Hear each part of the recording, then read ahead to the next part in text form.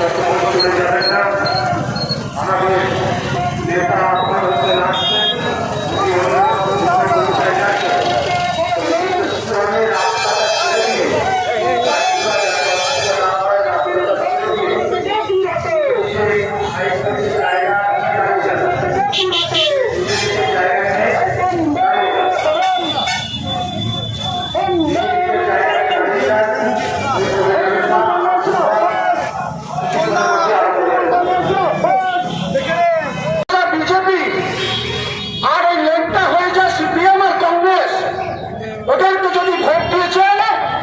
আপনারা বাদ চলে যাবেন। আজকে বলছে কিছুদিন আগে পোষানি জানেন, পোষানি কথার অর্থ জানেন? আমার গোয়ালে 10টা গরু থাকলে কেউ একটা পোষানি নেয়, পোষানি নিয়ে 1 বছর দুধ খায়, সেটা বড় হয়, তারপরে আবার ফেরত দেয়। আমাদের দলে একজন কর্তা ছিল, পোষানি নিয়েছে না, সেই পোষানি সে তখন বলছে যে দিদিদের আমাদের 500 টাকা ভিক্ষা দিচ্ছে।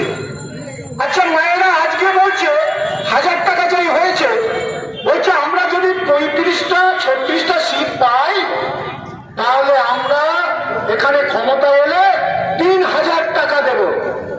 আচ্ছা বন্ধু, আপনার অকিল যেমন এসে কুহু কুহু মিষ্টি ডাক দিয়ে ভোট নেয়, সেই ভোট নেওয়ার জন্য এসে হাজির হয়েছে। এই জন্য আমরা আপনাদের আগলবাদ দিতে এসছি।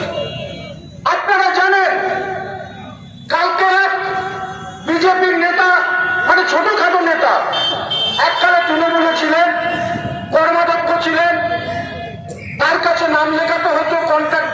কন্ট্রাক্টরদের মুখে শুনেছি যে 50,000 টাকা আগে জমা দিয়ে তার কাছে নাম লেখাতে হতো। সেই নেতা তৃণমূলে যাওয়ার জন্য ঘুরঘুর করছিলেন।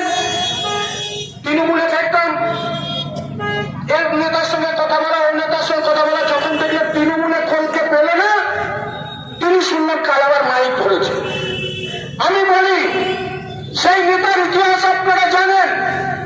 মন্তেশ্বরের আবার বৃদ্ধ বনিতার দোকানদার থেকে আরম্ভ করে সেই নেতার হাত ল্যাংড়া ব্যাংড়া কয়েকটা মাল ছিল তার সাথে, কিভাবে তোলা তুলত, দোকানদাররা অতিষ্ঠ হয়ে গিয়েছিল। আর তার কাছে 50,000 টাকা জমা দিয়ে কন্ট্রাক্টরের নাম লেখাতে হতো। আমি বলেছিলাম যখন তৃণমূলে ছিল যে কেন্দ্রে হসপিটালে তুমি শেয়ার হয়েছে শুনলাম, বলে মিথ্যা কথা। তুমি শুনলাম প্রচুর সোনা করেছো কর্মাধ্যক্ষ থেকে, বলছি মিথ্যা কথা। উনি যে ঘরটায় বসতেন আমি যখন কর্মাধ্যক্ষ ছিলাম, সে ঘরটা আলমারি সার্চ করে দেখা গেল এক কন্ট্রাক্টর বন্ধু তাকে একটা 20,000 টাকা দিয়ে ফোন দিয়েছে, সে ফোনের রসিদটা আছে আমার কাছে। কর্মাধ্যক্ষ তো আমরা তৃণমূলে ছিলাম, 60-70টা ডিলার আছে মন্তেশ্বর ব্লকে, এত কন্ট্রাক্টর আছে। একজন যদি বলতে পারেন একটা পয়সা আমরা কারো কাছে নিয়েছি, তাদের পয়সা চা খেয়েছি, তাহলে বলবেন আমরা বলবো বিজেপিকে ভোট দেওয়ার জন্য। চোরের মায়ের ডাগর গলা জানেন? ওইখানে যে সভাপতি দিয়েছিল মহাদেবদা, নাম করে বলছি, বলতে আমার লজ্জা নেই।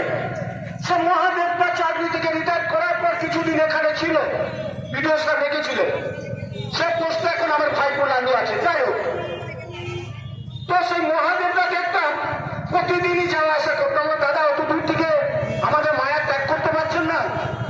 বললো ভাই কি বলবো, আমার জীবনটা চলে গেল। কি হয়েছে? চাকরি করে দেবে বলে মহাদেবদের কাছে টাকা নিয়েছে। এই হচ্ছে বিজেপির নেতা, কাল কুটারি মেরেছে এখানে। তার যদি ক্ষমতা থাকে মহাদেবদাকে ফোনটা ধরিয়ে দেন। দিনের পর দিন ডেট নিয়েছে, আবার কি হলো মহাদেবদা? বলে দাদা একটু বলে দেন না, টাকাটা আদায় করে দেন না। চাকরি তো হলোই না, আবার আমার টাকাটাও গেল। লজ্জা করা দরকার। তারা আজকে প্রচার করতে এসেছে, বলছে আমরা ধোয়া তুলসী পাতা। আজকে কর্মসূচি ছিল মন্তেশ্বর অঞ্চল তৃণমূলের পক্ষ থেকে আমাদের একটা মিছিল করে এখানে পথসভা হলো এই স্ট্যান্ডে। এখানে কে কে এসেছিলেন? এখানে উপস্থিত ছিলেন আমাদের বিভিন্ন অঞ্চলের প্রধানরা এসেছিলেন, আমাদের কর্মাধ্যক্ষরা এসছেন, আমাদের অঞ্চলের প্রধান থেকে আরম্ভ করে সদস্য এবং সদস্যরা এরা সকলেই ছিল।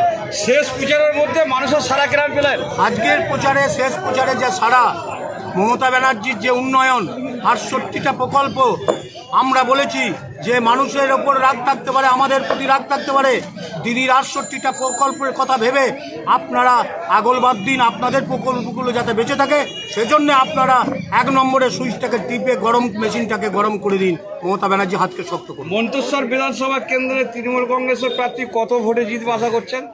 45 থেকে 50 হাজার আমরা আশা করছি, আমাদের নেতৃত্ব বা আমাদের আশা, যেভাবে মায়েদের সাড়া পাচ্ছি আমরা।